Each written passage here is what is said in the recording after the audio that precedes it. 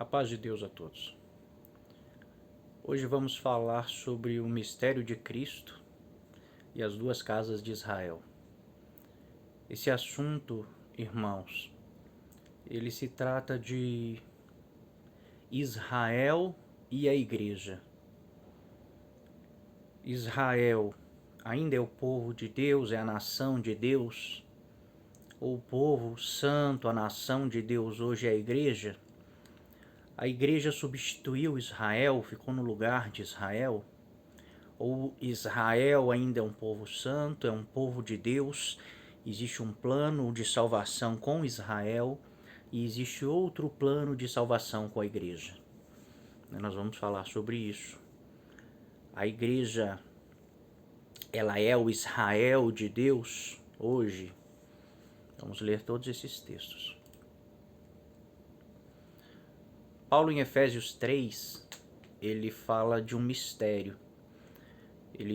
A partir do verso 3, Paulo diz assim: Pois segundo uma revelação me foi dado conhecer o mistério de Cristo, conhecer o mistério, conforme escrevi há pouco resumidamente, pelo que quando ledes, podeis compreender o meu discernimento do mistério de Cristo, o qual em outras gerações não foi dado a conhecer aos filhos dos homens, como agora foi revelado aos seus santos apóstolos e profetas, no Espírito, a saber, que os gentios são co-herdeiros, membros do mesmo corpo e coparticipantes da promessa em Cristo Jesus por meio do Evangelho.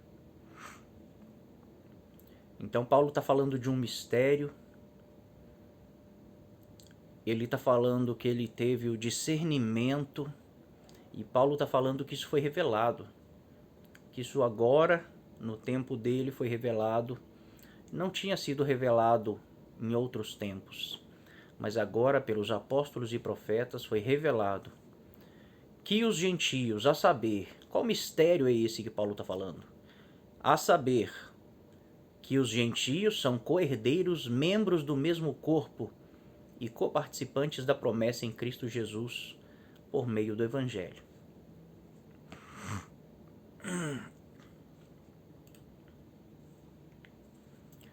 Paulo, quando ele fez as suas viagens missionárias, então Paulo ele teve em Tessalônica, ele teve em Bereia, e ele conta um episódio. Ele fala sobre um episódio que aconteceu em Tessalônica e outro que aconteceu em Bereia. E aqui em Atos 17 está escrito assim: tendo passado por Anfípolis e Apolônia, chegaram a Tessalônica, onde havia uma sinagoga de judeus. Paulo, segundo o seu costume, foi procurá-los, e por 3 sábados arrazoou com eles acerca das Escrituras, expondo e demonstrando ter sido necessário que o Cristo padecesse e ressurgisse dentre os mortos. E este dizia, ele é o Cristo, Jesus, que eu vos anuncio. Ora, estes de Bereia, agora eu pulei o texto, agora Paulo já vai falar dos de Bereia. Estes de Bereia eram mais nobres do que os de Tessalônica, pois receberam a palavra com toda avidez, examinando as Escrituras todos os dias, para ver se as coisas eram de fato assim. Então Paulo, ele ensinou em Tessalônica, ele ensinou em Bereia. E ele diz assim que os de Bereia eram mais nobres porque eles conferiam se tudo o que Paulo estava dizendo estava nas Escrituras. Qual Escrituras eles tinham naquela época? A lei de Moisés, os profetas, os salmos. Então Paulo tinha que mostrar e provar dentro das Escrituras que Jesus era o Cristo. Então Paulo, ele expunha que Jesus era o Filho de Deus, que ele tinha que morrer e ressuscitar, e que Jesus era o Messias que viria, que seria enviado da parte de Deus, e Paulo tinha que mostrar tudo isso dentro da Escritura, dentro do Antigo Testamento. E Paulo mostrava, E tanto é que os de Bereia conferiam nas escrituras se era assim mesmo, tá, irmãos? E Paulo diz assim, os de Bereia eram mais nobres que os de Tessalônica. Então, qualquer doutrina que surja, qualquer coisa que alguém diga, qualquer palavra, qualquer pregação, ela tem que ser examinada nas escrituras. Se não tiver nas escrituras aquilo que está sendo ensinado, nós não podemos aceitar. Paulo ensina em Coríntios a respeito dos dons e ele diz assim, dois ou três profetizem, os outros julguem. Mas qual é o critério desse julgamento? É a palavra. Qualquer um que pregasse, né, que profetizar é pregar. Qualquer um que pregasse a palavra é a profecia. Então qualquer um que ensinasse qualquer coisa que não estivesse dentro das escrituras, o julgamento era esse, não era para ser considerado de Deus. Porque se eles pregavam pelo Espírito Santo, eles iam pregar dentro das escrituras. Né? Mas se eles pregavam e não estava dentro das escrituras, é porque não estão pregando pelo Espírito Santo. E Paulo diz, tem como saber se é do Espírito Santo. Se é o Espírito Santo que está movendo esses profetas, esses pregadores, porque eles têm que dizer o que está nas escrituras. Porque senão Paulo não mandaria julgar as profecias, julgar o que está sendo pregado, se tudo fosse do Espírito Santo. Então ele está dizendo, olha, pregou, não está dentro das escrituras, não receba. Não é o Espírito de Deus que está movendo essa pregação. Então, irmãos, hoje também, dentro das igrejas, nós temos que ter esse cuidado. O irmão pregou, não é das escrituras, não devemos aceitar, temos que julgar pelas escrituras. E por isso é importante conhecermos as escrituras. Então Paulo disse em Efésios 3 que foi revelado para ele um mistério. E esse mistério, né, é que os gentios são co-herdeiros com os judeus, da mesma promessa e da mesma aliança, do mesmo corpo. E ele diz que escreveu resumidamente. Ele fala assim como eu escrevi resumidamente, vocês vão poder entender o meu discernimento. Né? E ele estava falando de coisas que ele escreveu acima na carta, né? No capítulo 1, no capítulo 2. Então ele escreveu resumidamente assim. Eu peguei alguns versos para nós entendermos o contexto. Ele escreveu assim, e pôs todas as coisas debaixo dos pés para ser o cabeça sobre todas as coisas, e deu à igreja, o qual é o seu corpo, a plenitude daquele que a tudo enche em todas as coisas. Então Paulo está falando assim que Jesus é o cabeça da igreja. Ele pôs todas as coisas debaixo dos seus pés para ser o cabeça da igreja. E de onde ele tira isso? O que Paulo ensina, ele está tirando das escrituras que ele tem em mãos, que são os profetas, os salmos, né? O Pentateuco, que são os primeiros 5 livros que Moisés escreveu. Então ele está tirando do Antigo Testamento. Lá em Oséias está escrito assim, em Oséias 1:11, os filhos de Judá e os filhos de Israel se congregarão e constituirão sobre si uma só cabeça. Né?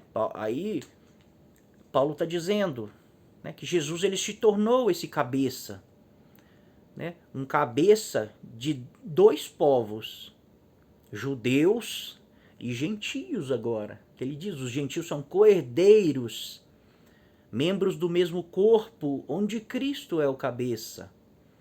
Então lá em Oséias já tinha essa profecia, os filhos de Judá e os filhos de Israel se congregarão e constituirão sobre si um só cabeça, e subirão da terra, que é a ressurreição, aqui está falando da ressurreição, e subirão da terra, porque grande será o dia de Jezreel. Então Paulo está mostrando dentro das escrituras que Cristo é esse cabeça que vai unir os 2 povos, que vai fazer uma nova aliança. Em Efésios 2, do 5 ao 6, ele diz assim, e estando nós mortos em nossos delitos, nos deu vida juntamente com Cristo, pela graça sois salvos, e juntamente com ele nos ressuscitou e nos fez assentar nos lugares celestiais em Cristo Jesus. E novamente ele tira isso lá do profeta Oséias. Olha o que está escrito no profeta Oséias: vinde e tornemos para o Senhor, porque ele nos despedaçou e nos sarará, fez a ferida e ligará. Depois de 2 dias nos dará vida, e ao 3º dia nos ressuscitará, e viveremos diante dele. Os irmãos percebem que Paulo está citando exatamente isso? Ele diz assim: estando nós mortos em nossos delitos, nos deu vida juntamente com Cristo. Aí aqui o profeta fala: depois de 2 dias nos dará vida. Aí Paulo fala: e juntamente com ele nos ressuscitou. Aí o profeta diz: e ao 3º dia nos ressuscitará, e viveremos diante dele. Então Paulo está citando o Antigo Testamento, as escrituras que eles tinham na época, né? A lei, os profetas. Em Efésios 2 ele diz assim: aboliu na sua carne a lei dos mandamentos na forma de ordenanças, para que dos dois criasse em si mesmo um novo homem, fazendo a paz, e reconciliasse ambos em um só corpo com Deus, por intermédio da cruz, destruindo por ela a inimizade. Então Paulo está falando que para que dos dois povos criasse em si mesmo um novo homem, fazendo a paz, isso aconteceu por intermédio da cruz. Lá em Ezequiel 37, também existe uma profecia que diz assim: tu lhes dirás. Essa profecia está falando para as 2 casas de Israel. Israel chegou um momento que ele se dividiu em 2 reinos, em 2 casas, e Deus mandou uma profecia que um dia ia unir eles de volta. E lá em Ezequiel 37 está escrito assim: assim diz o Senhor Deus, eis que tomarei o pedaço de madeira de José, que esteve na mão de Efraim, e das tribos de Israel, suas companheiras, e o ajuntarei ao pedaço de Judá, e farei deles um só pedaço, e se tornarão apenas um na minha mão. Então, dos 2, criasse um, por intermédio da cruz. Vou pegar 2 pedaços de madeira, e farei deles um só pedaço. Então nós temos essa imagem. Provavelmente esse profeta pegou esses 2 pedaços de madeira e fez isso aqui, fez uma cruz, né? Judá e Efraim. Mas antes disso a gente tem que entender por que Paulo está dizendo que foi revelado para ele. Ele está dizendo: foi me revelado um mistério. E às vezes hoje nós pensamos e entendemos assim que revelado é algo, vamos dizer assim, é uma visão do futuro. Revelação hoje é uma visão do que vai acontecer amanhã, por exemplo, ou o que aconteceu ontem. Isso nós consideramos como revelação, mas revelação não é isso que significa. Isso é visão. A pessoa teve uma visão. Revelação é algo que estava oculto e foi revelado, mas estava lá. Então, lá em Marcos 4, 22, está escrito assim: pois nada está oculto, senão para ser manifesto, e nada se faz escondido, senão para ser revelado. Então, o que é revelado é o que estava escondido. Estava escondido aonde? Nas Escrituras, na palavra. E é lá que Paulo, lendo, ele entende esse mistério. E é através desse entendimento das Escrituras que ele prega nas sinagogas. E as pessoas podem conferir se o que ele está pregando é verdade, porque eles conferem nas Escrituras, como fizeram os crentes de Bereia. Eles conferiam nas Escrituras se o que Paulo estava dizendo era verdade. Então a revelação que Paulo teve de que agora os gentios fazem parte da promessa e da aliança, não foi uma visão, não foi um anjo que veio e contou para ele. Ele foi revelado nas Escrituras. Tá bom, irmãos? Então, outra coisa que nós temos o costume também de de dizer assim que não precisa ler as Escrituras, conhecer as Escrituras, que o Espírito Santo vai revelar o que tem que ser dito, o que tem que ser pregado, o que tem que ser ensinado. E não é verdade, irmãos, não é verdade. Jesus disse assim, o Espírito que eu vou enviar, né, quando vocês forem interrogados, não preocupeis com o que vão dizer, com o que vão falar, porque eu colocarei palavra nas vossas bocas, porque o Espírito que eu vou enviar vai fazer vocês lembrar de tudo quanto eu vos disse. Mas os apóstolos, eles andaram com Jesus, eles ouviram da boca do Senhor Jesus as palavras, os ensinamentos. Jesus ensinou para eles o Antigo Testamento, os profetas. Nós vemos isso quando Jesus está no caminho de Emaús e aqueles 2 discípulos estão tristes e Jesus diz assim, mas estava escrito em todos os profetas que isso ia acontecer, que o Messias tinha que padecer, tinha que morrer, tinha que ressuscitar. E diz que Jesus abre as Escrituras e vem explicando para eles. Desde Moisés até os profetas, Jesus vem e mostra dentro das Escrituras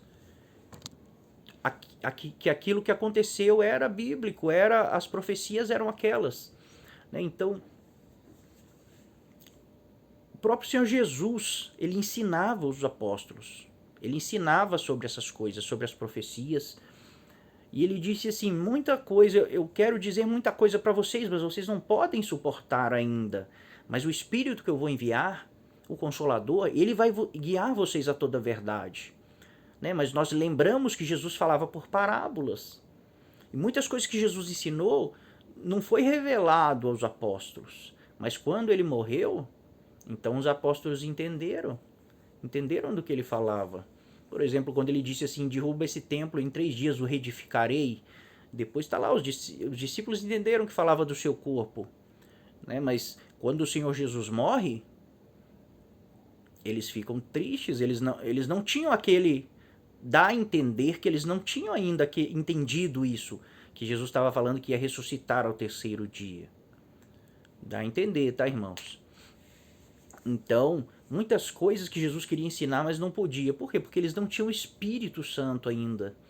E Jesus fala assim, eu vou enviar o Espírito Santo e ele vai trazer a lembrança de vocês. Eu vou colocar a palavra nas suas bocas, porque o Espírito vai fazer vocês lembrar tudo que eu vos disse.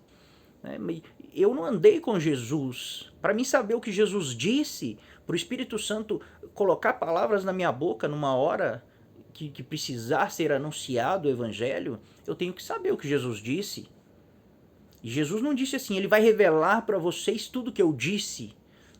Não, ele disse assim, ele vai lembrar vocês de tudo que eu disse. Então nós temos que ter sim esse conhecimento, nós temos que ler as Escrituras e ler com afinco mesmo. Examinando, que é muito mais que estudar.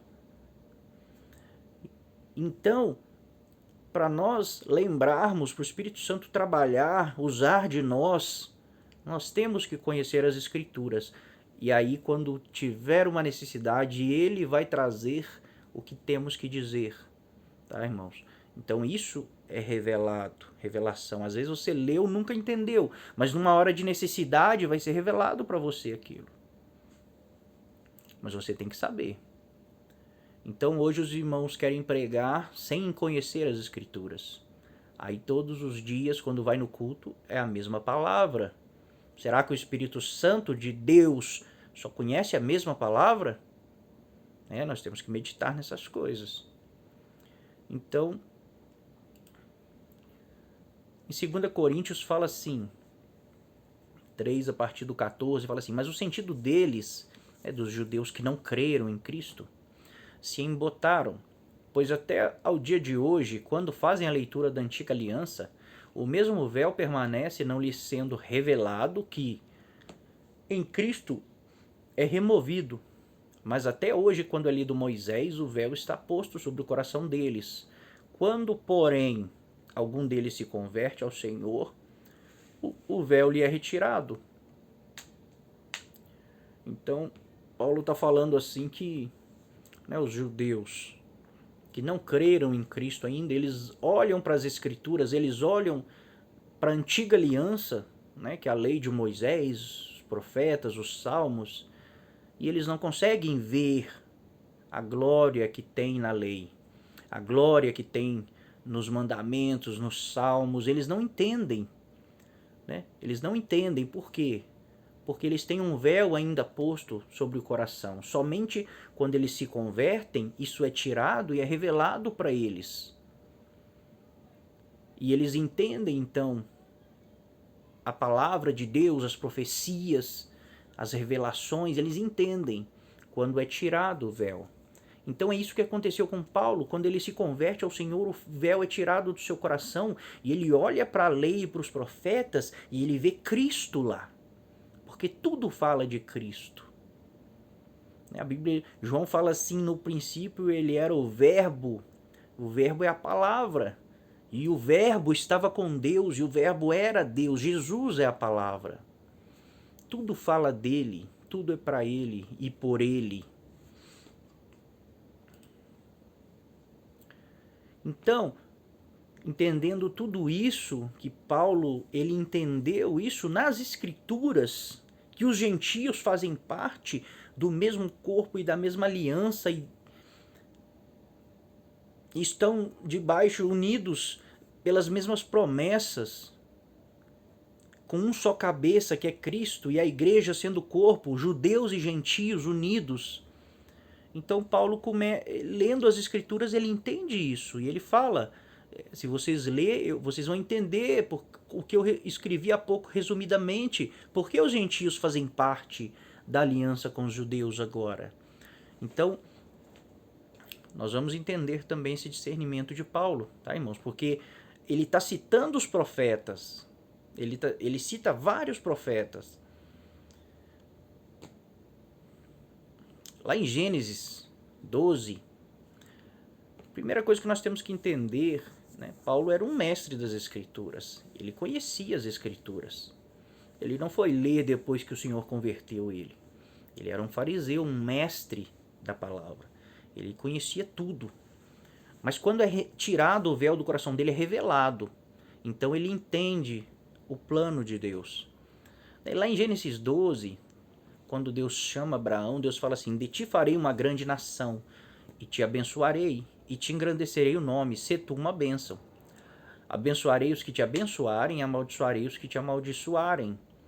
Em ti serão benditas todas as famílias da terra. Então a promessa que Deus fez para Abraão não foi: eu vou abençoar os seus descendentes, eles vão se tornar uma nação, né, que quando fala famílias, está se referindo a nações. Outros textos os irmãos vão ver que fala nações. Mas Deus não fala assim: olha, eu vou abençoar você, né, anda nos meus caminhos, e eu vou abençoar a nação que vai sair de você. O povo que vai sair de você, eu vou abençoar e vou engrandecer eles. Não é isso. Não é essa promessa que Deus faz para Abraão. A primeira promessa que Deus faz para Abraão é: em ti serão benditas todas as famílias da terra. Os judeus até hoje eles acham que eles são a única nação que tem que ser abençoada por Deus. Eles acham que eles são o povo de Deus, o povo santo, o povo eleito, o povo escolhido. Eles não aceitaram Jesus, porque Jesus, né, ele veio e abraçou o mundo. A Bíblia diz: Deus amou o mundo de tal maneira. Então Jesus vem e amou o mundo, e Jesus faz uma nova aliança, e eles não aceitam essa aliança, porque eles esperavam um Messias rei que viria para reinar, para transformar Israel em uma nação poderosa que reinasse sobre a terra. Porque existiam sim essas promessas, mas os irmãos vão entender que essas promessas não é para aquele Israel, é para um Israel espiritual, um Israel que nasce no coração de Deus. Tá? Então foi prometido a Abraão: em ti serão abençoadas todas as famílias da terra. Lá em Gálatas 4, Paulo diz assim, falando a respeito de Sara e de Agar, que são as duas mulheres de Abraão, né, porque Sara era a mulher, a esposa legítima de Abraão, mas Agar era escrava e foi dada para que Abraão tivesse um filho. Mas lá em Gálatas 4, Paulo faz uma parábola a respeito dessas duas mulheres, dizendo essas são as duas alianças. Então ele diz assim: dizemos vós, os que quereis estar sob a lei, acaso não ouvis a lei? Pois está escrito que Abraão teve 2 filhos, um da mulher escrava e o outro da livre. Mas o da escrava nasceu segundo a carne, o da livre mediante a promessa, ou seja, segundo o Espírito. Estas coisas são alegóricas, porque essas mulheres são 2 alianças. Uma, na verdade, se refere ao Monte Sinai, que gera para a escravidão. Esta é Agar. Ora, Agar é o Monte Sinai, na Arábia, e corresponde a Jerusalém atual, que está em escravidão com seus filhos. Mas a Jerusalém lá de cima é livre, a qual é nossa mãe. Porque está escrito: alegra-te, ó estéril, que não dás à luz, exulta e clama, tu que não estás de parto. Porque são mais numerosos os filhos da abandonada que os da que tem marido. Vós, porém, irmãos, sois filhos da promessa, como Isaque. Como, porém, outrora o que nascera segundo a carne perseguia aquele que nasceu segundo o Espírito, assim também agora, contudo, o que diz a Escritura? Lança fora a escrava e o seu filho, porque de modo algum o filho da escrava será herdeiro com o filho da livre. E assim, irmãos, somos filhos não da escrava, e sim da livre. Então Paulo faz uma alegoria que a primeira aliança que foi feita representava Sara. Sara é uma escrava, e os filhos que nasciam dessa aliança nasciam escravos. Mas a segunda aliança é Sara, é a graça, é a nova aliança. E essa representa, a Agar, escrava, Paulo diz, é a Jerusalém atual, aquela que está lá, a Jerusalém atual, representa Sara, representa Agar. E os filhos que nascem dessa primeira aliança, nascem para a escravidão. Mas a Jerusalém de cima, ela é Sara. E os filhos que nascem da nova aliança são filhos não que nascem segundo a carne, da vontade da carne, mas são filhos da promessa que nascem segundo o Espírito. Então, irmãos, por que os filhos da primeira aliança nasciam escravos? Porque eles nasciam israelitas e eles não tinham escolha de obedecer ou não à lei, eles tinham que obedecer. Eles não escolheram, eles não quiseram, eles não decidiram ser israelitas. Eles já nasciam sobre o jugo da lei, eles tinham que seguir a lei. Tanto a lei moral, quanto a lei cerimonial, quanto a lei... Como é que é o nome da outra lei? A lei civil. Por exemplo, qualquer um que matasse era morto, isso era uma lei civil. Então, mas por que os filhos da livre, de Sara, eles são livres, eles nascem livres? É porque na nova aliança, você não nasce da vontade do homem. Por exemplo, para nascer um israelita debaixo da primeira aliança, o homem e a mulher, eles têm vontade de ter um filho e nasce um filho. É um filho gerado da vontade do homem, ele já nasce sob a lei.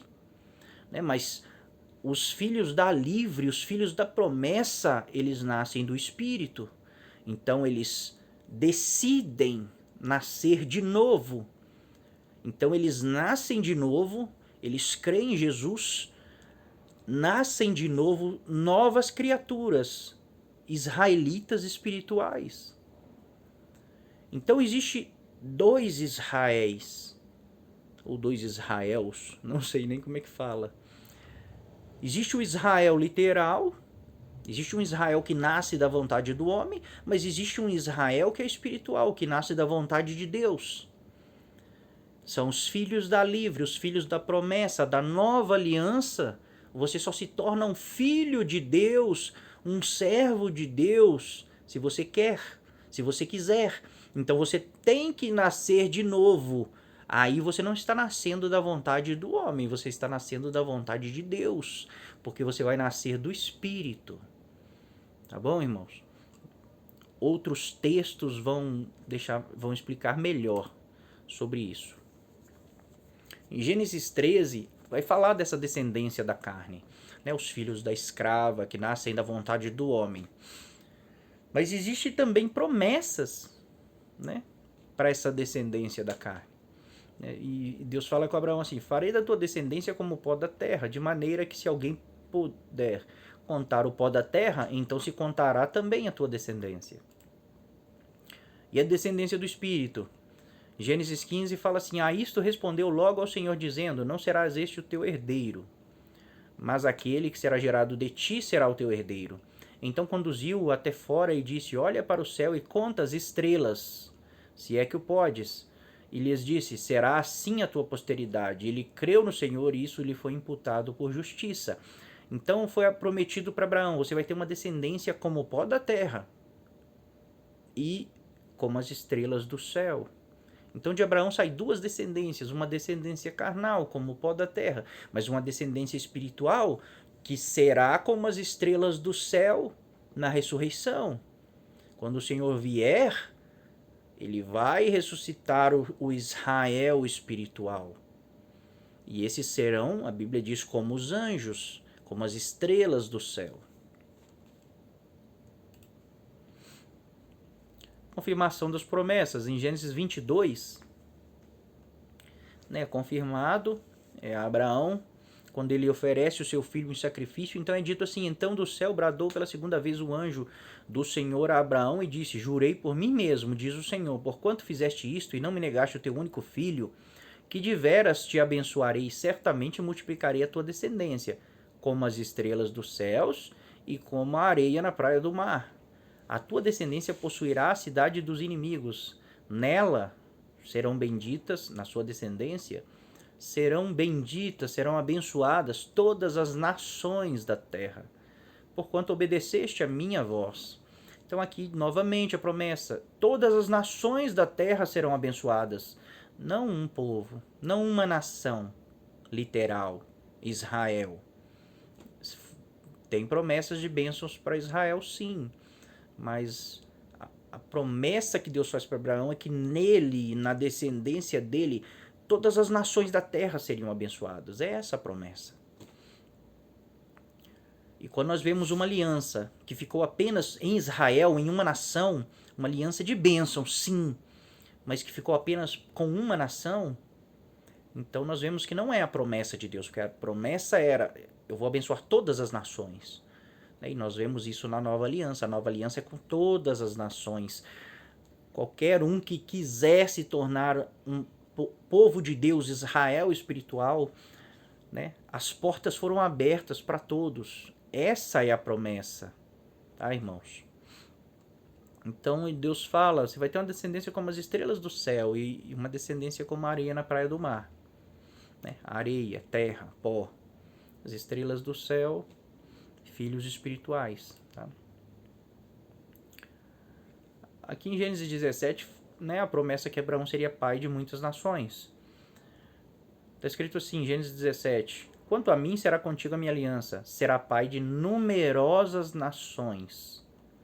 Abrão, já não será o teu nome, sim Abraão, porque por pai de numerosas nações te constituí. A mesma promessa é feita para Isaac e é feita para Jacó, mas eu vou ler só o de Jacó aqui. Disse-lhe mais: eu sou o Deus Todo-Poderoso, sê fecundo e multiplica-te. Uma nação, Israel, e multidão de nações, os gentios, que somos todas as outras nações, sairão de ti, reis procederão de ti. Então foi prometido para Abraão que ele seria pai de numerosas nações. E Abraão teve Ismael, Isaac e depois mais 4 filhos com a Quetura, uma outra mulher, uma outra esposa que ele casa mais para frente. Então, de Abraão, da carne de Abraão, ele poderia ser pai de até 6, 7, 8 nações, né? Mas a mesma promessa é confirmada com Jacó, com Isaac e com Jacó. E Jacó, ele tem 12 filhos, mas os 12 filhos se tornam uma nação. Então, é a mesma promessa. Então, quer dizer que essa promessa, né, ela é uma promessa espiritual, não é uma promessa literal. Deus não estava falando que de Abraão sairia multidão de nações. Ele não está dizendo isso. Ele está dizendo você vai ser pai de numerosas nações. E lá em Jacó é feita a mesma promessa para Jacó. Você vai ser pai, né, de numerosas nações. Mas é dito assim, de você vai sair uma nação. Uma nação e multidão de nações sairão de ti, de Jacó. Mas de Jacó só sai uma nação. Seus 12 filhos ficam juntos e se tornam Israel. De Jacó não saem outras nações, apenas Israel. Tá, irmãos? Então, é uma promessa espiritual. É a promessa que foi feita a Abraão. Em ti serão benditas todas as nações da terra, todas as famílias da terra. Porque é uma promessa em Cristo, né? É uma promessa em Cristo. Ali já estava sendo prometido a nova aliança. Então, de Jacó e de Abraão sairia uma nação, Israel, e uma multidão de nações que são gentios. Como isso? Nós vamos entender isso. Quando Jacó já estava, né, velho e viu que já estava próximo à sua morte, então ele chama José e fala para ele trazer os seus filhos, para que ele pudesse abençoá-los. Né? E vou ler o texto aqui. Mas Israel, que é Jacó, né, foi mudado o nome dele para Israel, mas Israel estendeu a sua mão direita e a pôs sobre a cabeça de Efraim, que era o mais novo, e a sua esquerda sobre a cabeça de Manassés, cruzando assim as mãos, não obstante ser Manassés o primogênito, e abençoou a José, dizendo, ele pôs as mãos sobre a cabeça dos filhos de José, mas ele abençoou José. Ou seja, a bênção da primogenitura ele deu para José, mas através dos seus filhos. Dizendo, o Deus em cuja presença andaram os meus pais, Abraão e Isaque, o Deus que me sustentou durante a minha vida até este dia, o anjo que me tem livrado de todo mal, abençoe estes rapazes, seja neles chamado o meu nome, e o nome de meus pais, Abraão e Isaque, e cresçam em multidão no meio da terra. É esse movimento aqui que ele fez. Ó. A mão direita era para abençoar o mais velho. Né? José já coloca o mais velho aqui na mão direita e o mais novo na mão esquerda, que a bênção da primogenitura era para o mais velho. Mas o que Jacó faz? Ele cruza as mãos, ele põe a mão direita, que é da bênção, na cabeça do mais novo, e a mão esquerda na cabeça do mais velho. Né? Nós podemos ver ali que faz uma cruz também. Vendo José que seu pai pusera a mão direita sobre a cabeça de Efraim, foi-lhe isto desagradável, e tomou a mão de seu pai para mudar da cabeça de Efraim para a cabeça de Manassés. E disse José a seu pai, não assim, meu pai, pois o primogênito é este. Põe a mão direita sobre a cabeça dele. Mas seu pai recusou e disse, eu sei, meu filho, eu sei. Ele também será um povo, também ele será grande. Ou seja, estou falando de Manassés. Ele também será um povo e será grande. Contudo, seu irmão menor será maior do que ele. E a sua descendência, ou seja, a descendência de Efraim, que é o mais novo, que está recebendo a bênção da primogenitura, né, no lugar de José. E a sua descendência será uma multidão de nações, que significa gentios. Gentios significa multidão de nações. Então foi prometido que o filho de José, Efraim, que recebeu a bênção que foi dada a Abraão, passou em Abraão, Isaque, Jacó, né? Seria de José, mas Jacó já dá direto para os filhos, abençoa José já direto nos filhos dele. Então essa promessa de abençoar e de ser pai de numerosas nações cai sobre a cabeça de Efraim. E Jacó diz, ele será uma multidão de nações.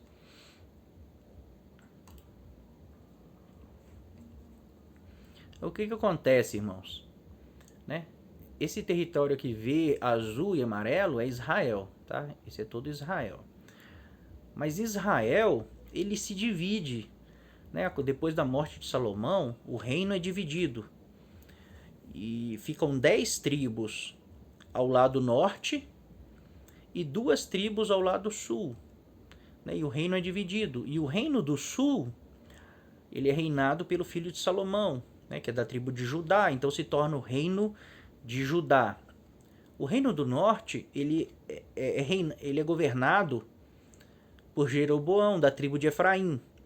Né? Lembra o filho de José, Efraim, que recebeu a bênção da primogenitura e a promessa de se tornar uma multidão de nações? Então, um efraimita é o rei do reino do norte. E esse reino é chamado Reino de Israel. Por que Reino de Israel?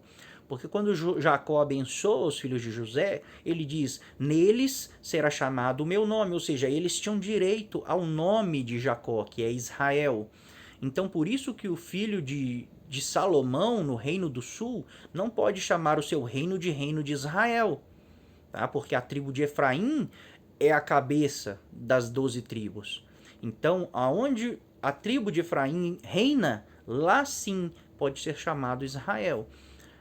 Então tem o reino de Israel, onde os efraimitas, né, um efraimita é o rei, e tem o reino de Judá, onde o filho de Salomão, da tribo de Judá, reina. E depois, na Bíblia, isso aqui também é chamado casa de Israel, casa de Judá. Nós vamos ver isso várias vezes nas Escrituras, casa de Israel, casa de Judá. Fim do reino de Israel. Então, irmãos, lá em Oséias, foi dito assim para Oséias, né? Palavra do Senhor que foi dirigida a Oséias, filho de Benzi. Nos dias de Uzias, Jotão, Acas e Ezequias, reis de Judá. E nos dias de Jeroboão, filho de Joás, rei de Israel. Quando pela primeira vez falou o Senhor por intermédio de Oséias, então o Senhor lhe disse, vai, toma uma mulher de prostituição e terás filho de prostituição, porque a terra se prostituiu, desviando-se do Senhor. Foi-se, pois, e tomou a Gomer, filha de Diblaim, e ela concebeu e lhe deu à luz um filho. Então o profeta Oséias pega mandado de Deus, ele se casa com uma mulher de prostituição e tem um filho com ela. E aí disse-lhe o Senhor, põe o nome do seu filho de Jezreel, que significa Deus semeia ou Deus espalha. Tá, irmãos? Ou Deus semeia ou Deus espalha. Aí Deus fala assim, põe o nome dele de Jezreel, que significa Deus semeia, porque daqui a pouco castigarei pelo sangue de Jezreel a casa de Jeú e farei cessar o reino de Israel. Então, Deus espalha. Deus está falando, põe o nome do teu filho de Jezreel, que significa Deus espalha, porque eu vou fazer cessar o reino de Israel e vou espalhar eles entre as nações. É isso que a profecia diz. Naquele dia, quebrarei o arco de Israel no vale de Jezreel. Tornou ele a conhecer, tornou ela a conceber e deu à luz uma filha. Disse o Senhor a Oséias, põe-lhe o nome de Loruama, que significa desfavorecida, ou não misericórdia, significa não mais terei misericórdia, ou desfavorecida, porque eu não mais tornarei a favorecer a casa de Israel para lhe perdoar. Né? O limite da iniquidade deles chegou no topo. Não tem mais jeito, eu não vou mais perdoar. Vou espalhar, vou destruir o reino de Israel, vou espalhar entre as nações. Porém da casa de Judá me compadecerei, e o salvarei pelo Senhor seu Deus, pois não o salvarei pelo arco, nem pela espada, nem pela guerra, nem pelos cavalos, nem pelos cavaleiros. Depois de haver desmamado a desfavorecida, Loruama, concebeu e deu à luz um filho. Disse o Senhor a Oséias, põe-lhe o nome de Loami, que significa não meu povo, ou seja, não é mais meu povo. Porque vós não sois meu povo, nem eu serei o vosso Deus. Então Deus está falando, os 3 filhos de Oséias, põe o nome do primeiro de Jezreel, que é Deus espalha. Eu vou fazer cessar o reino de Israel, eu vou espalhar. Aí ele teve uma filha, põe o nome de Loruama, que quer dizer desfavorecida ou sem misericórdia, porque eu não mais terei misericórdia de Israel. Eu não vou perdoar mais Israel. E depois Oséias tem mais um filho, né, e Deus fala, põe o nome dele de Loami, que significa, vocês não são mais meu povo, não meu povo, porque vocês não são mais o meu povo e eu não sou o seu Deus. Então, irmãos, Deus pega o reino de Israel, que é essa parte azul aqui, ó, e Deus faz cessar o reino de Israel. Mas ele fala, o reino de Judá, eu vou guardar, eu vou salvar o reino de Judá. Porque existia uma promessa, Deus fez uma promessa para Davi, que ele sempre teria alguém no trono e que da raiz dele viria o Messias. Então, a tribo de Judá, que se juntou aqui com a tribo de Benjamim, ela tinha que ser guardada até o Messias. Tá? Até o Messias. Quer dizer que essa tribo, que esse reino, ele não merecia também, ele não quebrava a lei de Deus? Nós vamos ver que quebrava sim. Mas Deus teve que guardar, porque daqui viria o Messias. Mas a casa de Israel, o reino de Israel, Deus pega e espalha, faz cessar o reino. E vem o rei da Síria, né, e invade aqui e leva todos os habitantes de Israel cativos. E espalha ele entre as nações. Esse era o sistema assírio era esse, para o povo não se unir e se rebelar depois contra o seu império. Então eles espalhavam, eles pegavam o povo de uma nação e misturava eles entre todas as nações. Né? E daí se cumpriu o que Deus disse no primeiro filho de Oséias. Né? Jezreel, Deus espalha, mas também quer dizer Deus semeia, porque um dia Deus ia colher Israel de volta. Por isso que Deus semeou eles entre as nações, espalhou entre as nações, porque um dia, no próprio profeta Oséias, existe a promessa, eu vou trazê-los um dia de volta. Tá bom, irmãos? Ai. Coceira no pé aqui, tá difícil.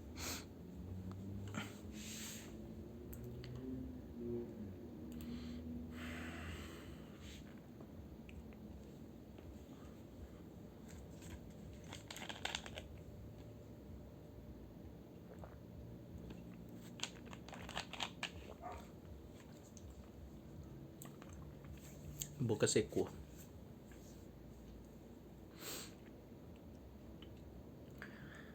Então existem textos que mostram isso, que Deus ele não guardou o reino do sul, que é o reino de Judá, porque eles eram fiéis.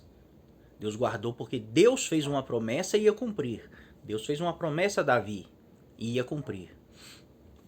Lá em Ezequiel 16 está escrito assim: Tu és filha de tua mãe, que teve nojo de seu marido e de seus filhos, e tu és irmã de tuas irmãs. Está falando de Jerusalém, tá, irmãos? Jerusalém é a capital do reino de Judá. Então toda vez que fala de Jerusalém, está falando de Judá. E Samaria é a capital do reino de Israel. Então toda vez que fala Samaria, está falando de Israel. Tá bom? Tu és irmã de tuas irmãs, que tiveram nojo de seus maridos e de seus filhos. Vossa mãe foi Eteia e vosso pai a morreu. E tua irmã maior é Samaria. Então Deus está fazendo aqui, através do profeta, uma parábola. Está falando de Jerusalém e está falando, ó, você é igual a sua mãe, né, e igual às suas irmãs. Aí está dizendo assim, a sua irmã maior é Samaria, que habita à tua esquerda com as suas filhas. E a tua irmã menor, que habita a tua mão direita, é Sodoma e suas filhas. Então Deus está falando, ó, Jerusalém, que é o reino de Judá, que ficou, né, não foi espalhado entre as nações. Você tem duas irmãs, Samaria, que é o reino de Israel, e Sodoma, que faz parte daquelas cidades ali que foram destruídas, se eu não me engano, 5 cidades, Sodoma, Gomorra e mais 3 cidades foram destruídas. Então Deus está falando Jerusalém, Judá, né? Ela tem uma irmã mais velha, Samaria, que é Israel, e Sodoma, a irmã mais nova. Aí diz assim o texto, todavia, não só andaste nos seus caminhos, nos caminhos das suas irmãs, nem só fizeste segundo as suas abominações, mas como se isto fora muito pouco, ainda te corrompeste mais do que elas em todos os teus caminhos. Então Deus está falando, Judá, o reino de Judá, que são os judeus, irmãos, que estão lá hoje. Por isso que eles se chamam judeus, que estão em Israel. É o reino de Judá. Então, Judá se corrompeu mais do que Samaria, mais que Israel e mais que Sodoma, ou seja, Sodoma e Gomorra e aquelas cidades. Se corrompeu muito mais. Aí diz assim: tão certo como eu vivo, diz o Senhor Deus, não